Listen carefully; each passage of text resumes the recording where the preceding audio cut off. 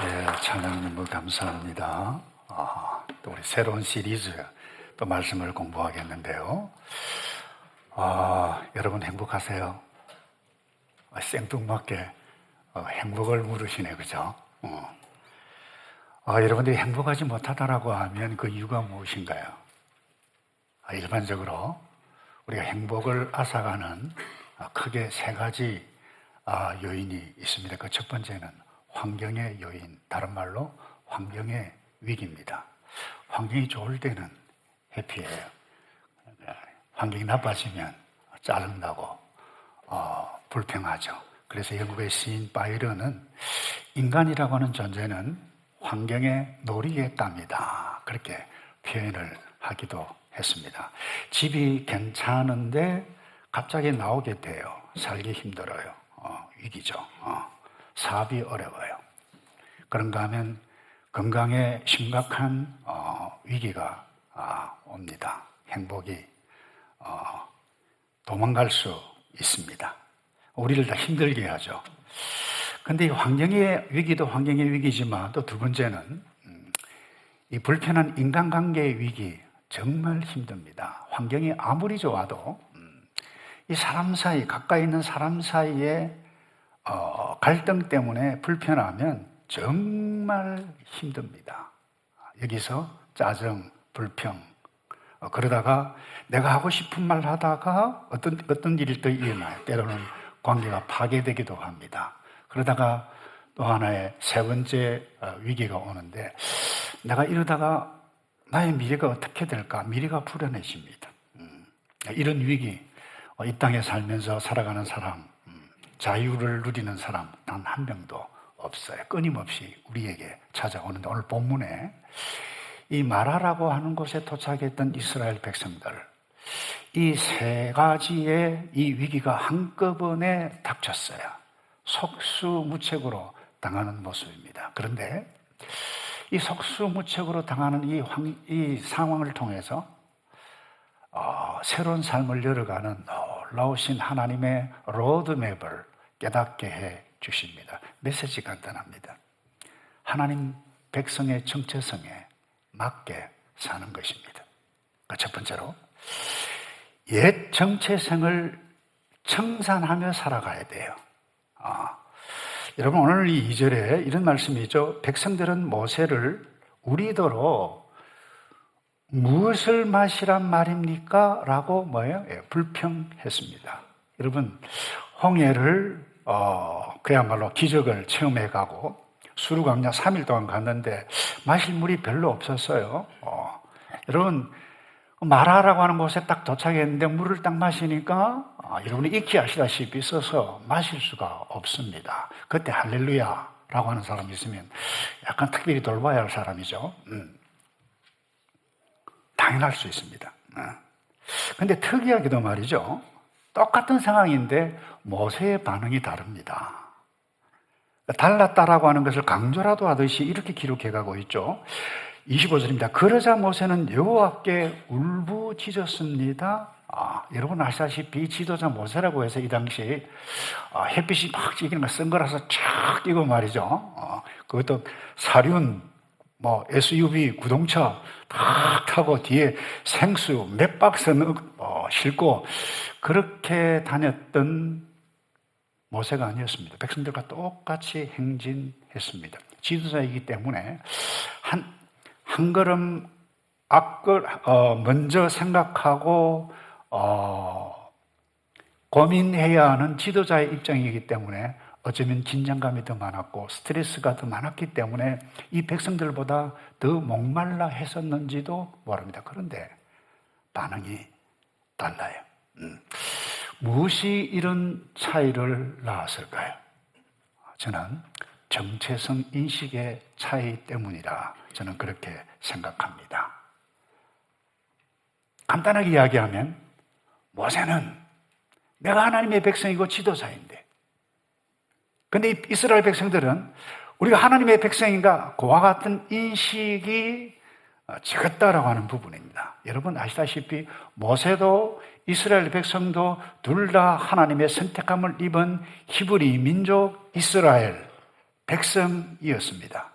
그런데 여러분이 알다시피 이 어린 시절 모세는 애굽의 공주로부터 입양을 입어서 참 잘 나가셨습니다. 그런데 모세의 유모로 왔던 어머니 요게벳이죠. 너 히브리 민족이야, 이스라엘 사람이야 라고 말을 들었을 때 여러분 그 어린 시절에 얼마나 그 정체성의 갈등이 있었을까요? 내가 도대체 누군가 라고 하는 갈등이 있었었는데 결국 동족을 선택합니다. 그리고는 미디안 광야까지 갑니다. 나이가 80이 되어졌습니다. 그런데 이상한 일들을 어느 날 발견을 하게 되어집니다. 불이 활활 타는 나무가 있는데 꺼지지가 않아요. 없어지지가 않아요. 학자들은 이것을 두고 고통당하고 있는 이스라엘 백성들을 상징한다 그렇게 이야기를 해요. 그런데 그것을 보고 있는 가운데 하나님을 만납니다. 음성을 만납니다. 이 백성, 고난받고 있는 내 백성, 이곳에 와서 예배하게 하라라고 했을 때 또 질문을 합니다. 도대체 내가 누구간데 이 일을 합니까? 한 번도 아닙니다. 두 번, 세 번씩이나 내가 누구간데 어떻게 이 일을 합니까? 이런 과정을 통해서 깨닫습니다. 하나님께서 말씀하시고 하나님께서 나와 함께 하시고 그리고 굉장히 중요한 말씀합니다. 내가 너와 함께 하겠다라고 하는 이 말씀을 붙잡고 아론과 함께 갑니다. 여기서 굉장히 중요한 것을 깨닫습니다. 나이, 신분, 능력, 상황과 관계없이 나는 하나님께서 함께 하시는 하나님의 백성이구나. 온몸으로 호렙산에서 경험을 했습니다.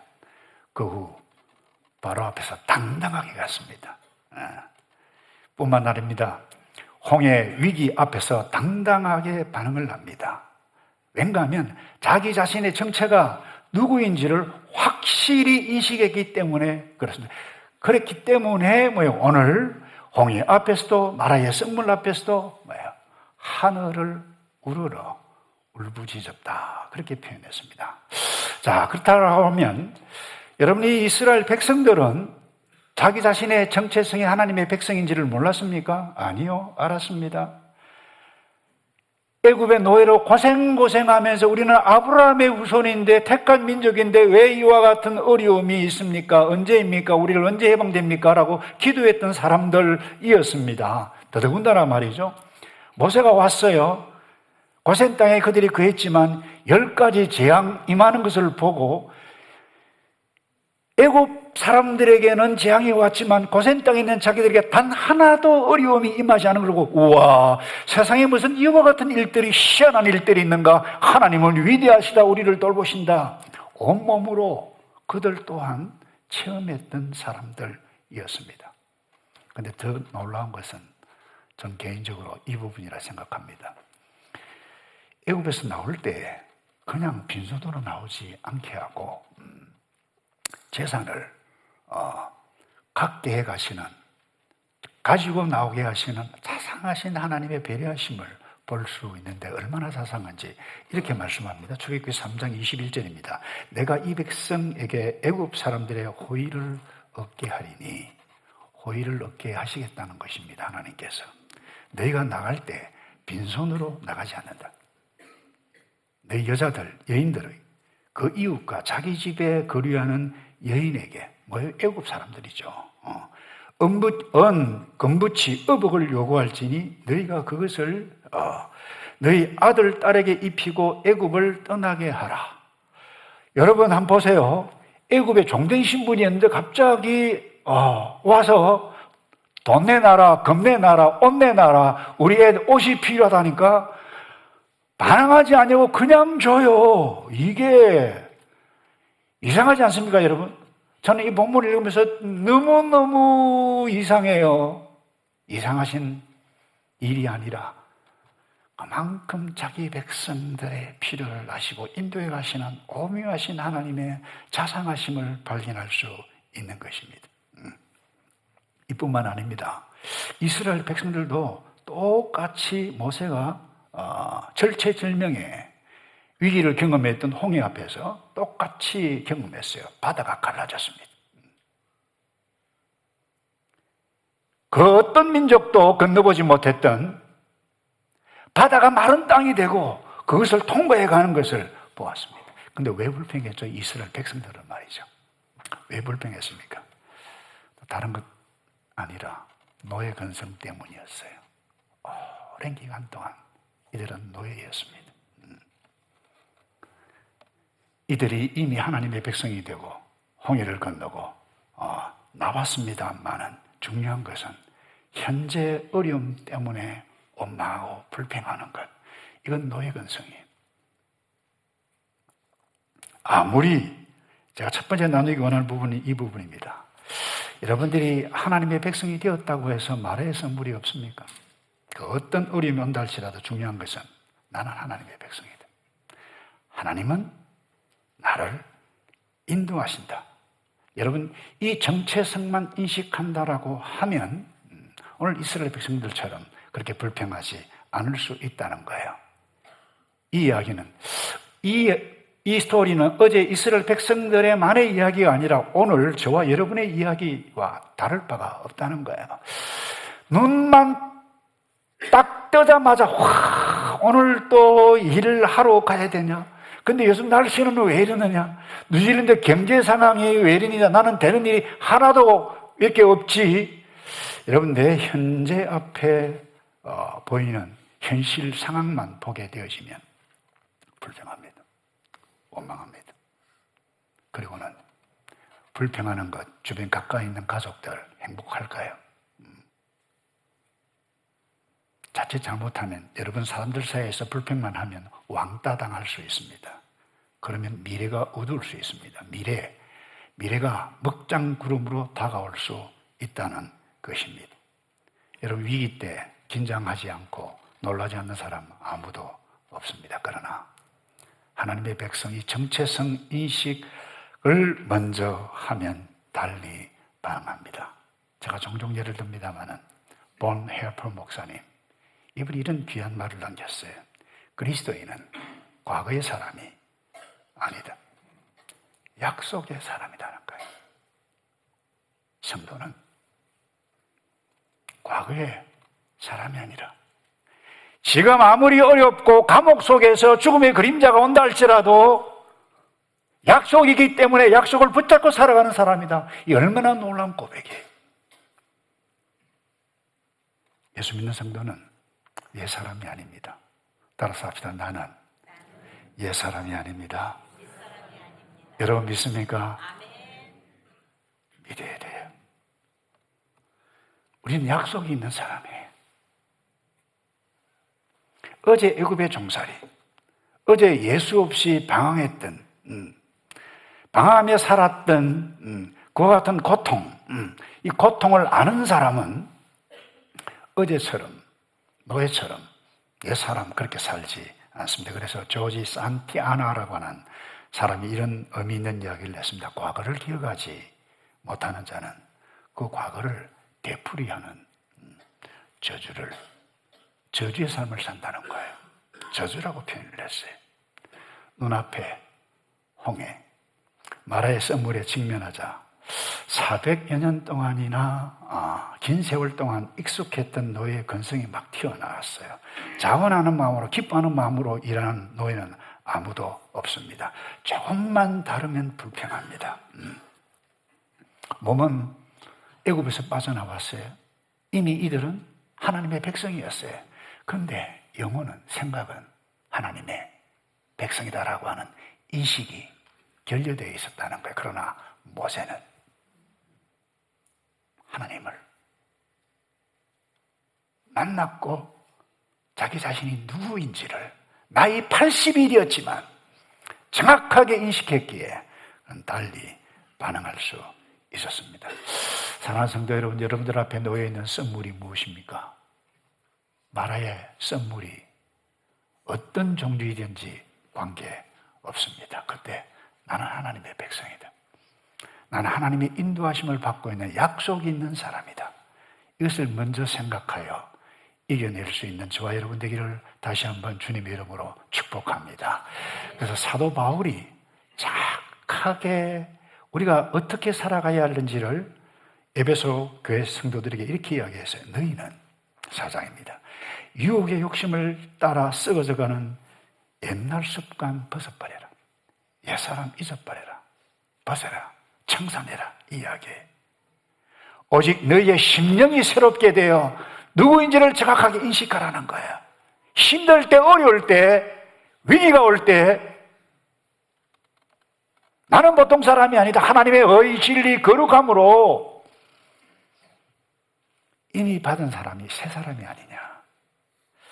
여러분, 새삼을 여는 하나님의 로돔의 첫 번째는 다른 데 있지 않습니다. 옛사람 과감히 청산하고 나는 하나님의 백성이다 라고 하는 정체성 인식하는데 출발하게 되어진다라고 하는 사실을 잊지 않기를 바라고, 두 번째요, 우리 하나님의 백성이면 쉬운 메시지입니다. 하나님의 백성답게 살아가야 돼요. 여러분, 예수 믿지 않는 사람의 체질이 있고 예수 믿는 사람의 습관, 체질이 따로 있습니다.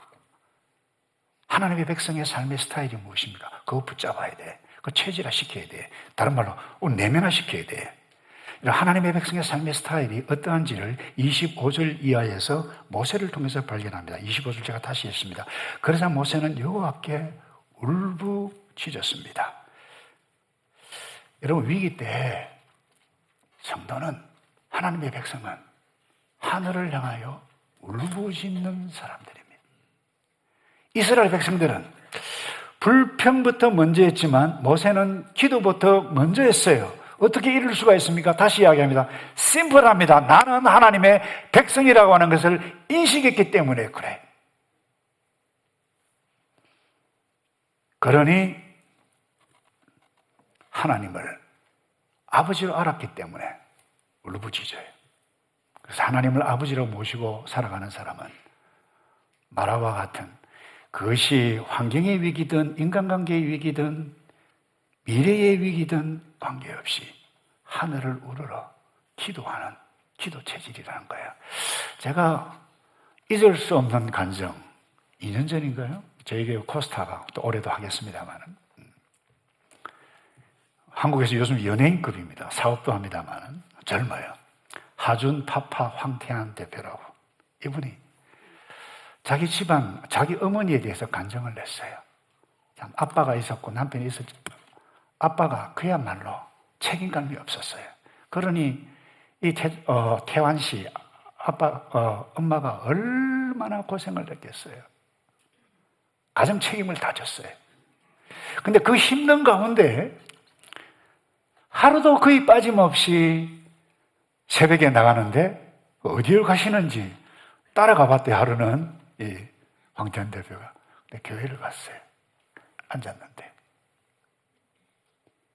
이 엄마가 소리를 내면서 엉엉엉엉 울더라는 거예요. 멀리 뒤에서 어머니의 모습을 지켜보았어요. 그리고는 물었다고 그래요. 어머니 교회당 가서 뭐 하셨어요? 왜 그러셨어요? 그러니까 교회당에 가면 하나님 아버지가 나를 꼭 끼안아 주시는 그런 느낌을 받는단다. 그러면서 이 황 대표가 그렇게, 우리 엄마 저 인간 못된 남편 바꿔달라 애걸복걸하게 기도하지 않았습니다. 어려운 형편한 입장 바꿔놓고 생각해 보십시오. 그렇게 기도하지 않았다. 하늘을 향하여 엉엉 울었던 우리의 어머니, 전 이것이 신자의 체질이라고 생각합니다. 모세 역시 마찬가지였어요. 모세가 능력이 있습니까? 쓴물을 어떻게 단물로 바꿔 놓을 수 있습니까? 그러니 자기가 할 수 있는 게 딱 하나였어요.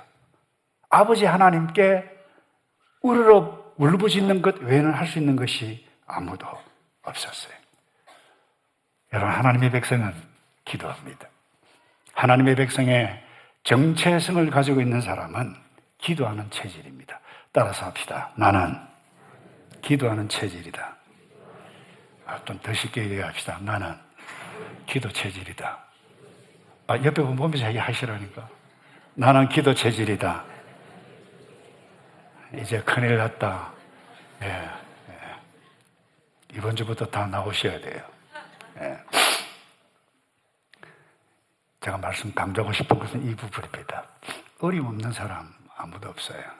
그러나 하나님의 백성은 어려움 만날 때 불평, 원망, 엄마 아빠 왜 나를 이렇게 낳았어가 아니라 기도하는 체질의 사람이 하나님의 백성이라고 하는 것입니다. 근데 기도 대신 불평하면 어떤 일이 일어나나요? 참 보세요. 그 홍해 앞에서 한번 생각해 보십시다. 절체절명의 위기 때 이 불평하는 사람 참 말을 왜 그렇게 잘하는지 모르겠어요. 아니, 애굽에 매장지가 없어서 우리를 수장시키려고 물속에 빠져 죽이게 하기 위해서 이까지 데리고 왔냐, 이런 불평을 내요. 그런데 조금 지나서 홍해가 착 갈라졌을 때 그렇게 불평했던 사람 얼마나 분위기 썰렁했을까요? 후회했을까요? 이뿐만 아닙니다. 하나님의 정체성, 인식이 확실한 사람은 어린을 만나도 기도하지만 그렇지 못한 사람은 늘 불평합니다. 이들은 끊임없이 불평했어요. 여러분, 민수기 21장에 가면 이들이 어떤 불평을 하는지, 불평하면 어떤 일이 일어나는지 보여줍니다. 21장 5절에 이렇게 말씀합니다. 그들이 하나님과 모세에게 대항해 말했습니다. 왜 당신은 우리를 이집트에서 데리고 나와 이 광야에서 죽게 만들었습니까? 현실이 아니잖아요. 죽음을 치기 위해서였지만 죽이기 위해서 데리고 나왔나요? 아니잖아요, 여러분. 빵도 없고 물도 없습니다. 그리고 우리는 이 형편없는 음식이 지긋지긋, 그래도 애굽에 있을 때는 고기도 먹었는데 고기 먹고 싶다고. 그때 제가 출애굽기 강해를 하면서 이 본문 가지고 그렇게 나누었던 적이 있어요. 6절에 개정입니다. 그것은 여호와께서 무엇을 백성들에게 보냈다고요? 불뱀이 무엇인 줄 아세요? 독사입니다. 독사 좋아하시는 분 있습니까? 뱀 좋아하세요? 따라서 합시다. 불평하면 불뱀 온다. 기억하세요? 오래전에도 출애굽기 강의하면서 따라하라고 그래서 한 번 더요. 불평하면 불뱀 온다. 여러분, 뱀 좋아하시는 분 있나요? 저는 뱀 비염만 들어가도 끔찍합니다. 하나님의 백성은 기도하는 체질입니다. 어려움 없는 사람 단 한 명도 없어요. 나는 하나님의 백성이다. 이 정체성을 가지고 있는 사람은 어려움 만날 때 기도한다. 꼭 기억하시기 바라고. 두 번째요. 그 다음에 이 하나님의 백성의 체질은 어떤 체질이냐. 이 마라, 이 썬물입니다. 이건 시험입니다. 그런데 하나님의 백성의 체질은 시험을 이기는 체질입니다. 시험에 빠지는 체질은 마귀의 자녀만 그래요. 자, 25절 다시 읽습니다. 여호와께서 이스라엘을 위한 법도와 율례를 만들고 그들을 시험하신 장소가 이곳 마라였습니다. 약간 좀 당황스러운 말씀이 나와요. 규례가 나오고 그 다음에 그들을 시험하셨다라고. 여러분, 마라의 썬물, 그들에게 시험이 되었을 수 있었다. 시험이라고 하는 단어를 씁니다. 여러분, 하나님께서 의도적으로 시험을 주셨다. 그렇게 생각하면 조금 위험할 수가 있습니다. 왠가 하면 마라라고 하는 것은 이미 그곳에 있었습니다. 근데 이미 있지만 내가 반응을 잘못하면 그것이 나에게 시험, 유혹, 어려움으로 다가올 수 있습니다. 근데 시험이라는 단어를 썼어요. 근데 여러분, 시험을 좋아하는 사람이 있습니까? 학생이 시험 좋아하는 학생이 있어요? 없어요. 와, 나 시험 좋다. 할렐루야. 그럼 특별히 돌봐야 할 사람이에요. 그런데 시험은 절대로 있어서는 안 돼. 이 아이도 돌봐야 할 아이예요. 시험은 우리에게 필요합니다. 내가 무엇이 약한지, 무엇을 준비해야 할지, 또 내가 미래를 위해서 내가 오늘 어떻게 가야 할지, 여러분, 이 준비하는 과정이 시험이라고 하는 사실. 그렇기 때문에 시험 당할 때 중요한 부분을 사도 바울이 고린도 교회 성도들에게 일침을 가했습니다. 고린도 교회 성도들, 여러분들이 알다시피 잘 나가는 교회였어요. 은사들이 다양했습니다. 그런데 서로 불평하고 원망하고 야단법석이 일어났어요. 그때 이 사건을 들고 사도 바울이 교훈을 합니다. 자, 출애굽 광야 사건을 보아라. 그게 고린도전서 10장에 나옵니다. 그들 가운데 어떤 이들은 광야 예정이었어요. 원망하다가 그 다음 뭐예요? 파멸시키는 이에게 멸망당했다. 여러분은 시험 당할 때 시험에 빠지면 멸망시키는, 파멸시키는 악한 사탄이잖아요. 마귀의 하수인 노릇 할 수밖에 없어요. 마귀의 하수인 노릇 하지 않기 위해서 뭐라고 그랬나요? 원망하지 말라. 그들에게 일어난 이런 일은 본보기로서 말세에 1세기 고린도교뿐만 아니라 오늘 포스트 모던 시대에 살아가고 이후 예배 드리고 있는 저와 여러분에게 본법이 이그젬플이 된다. 어드바이스, 굿 어드바이스가 되기 때문에 정신 차려라. 이것 위해서 기록한 것이라고 기록했어요. 여러분, 놓치지 않기를 바랍니다. 시험 당하는 자가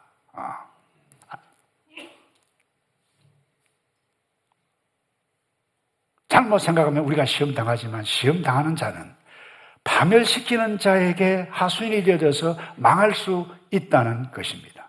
자, 다시 정리합니다. 마라, 일부러 고의적으로 시험하셨다. 저는 결코 그렇게 생각하지 않습니다. 물론 욥, 아브라함, 고의로 하나님께서 의도적으로 시험하신 적이 있습니다만은, 왠가 하면 마라는 이 이스라엘 백성들이 오기 전에 이미 마라라고 하는 것을 그곳에 있었어요.